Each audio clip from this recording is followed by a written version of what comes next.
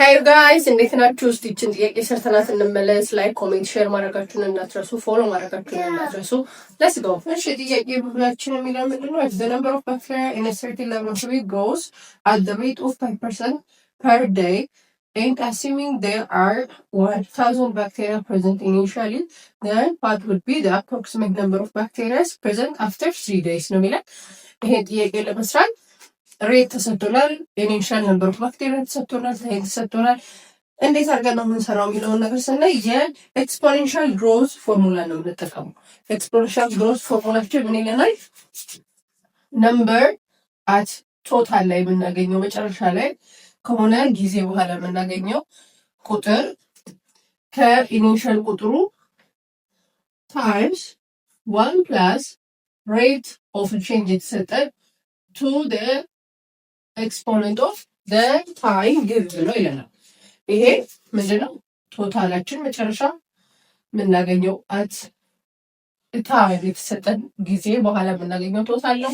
ይሄ ኢኒሻል የተሰጠን ቁጥር ነው።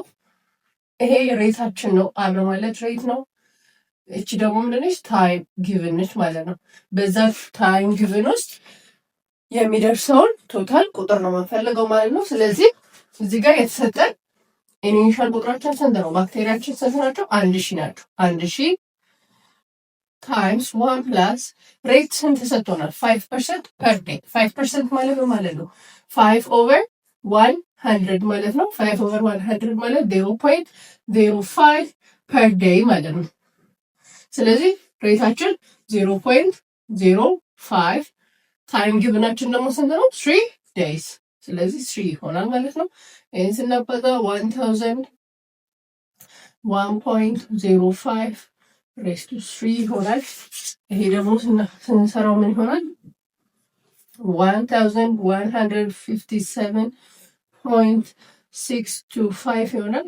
አፕሮክሲሜትሊ ከቾይዛችን ስንመርጥ የምናገኘው ምን ይሆናል ማለት ነው? 1158 ባክቴሪያስ ኢን ቶታል ይኖረናል ማለት ነው። አፍተር 3 days which is on choice B ማለት ነው።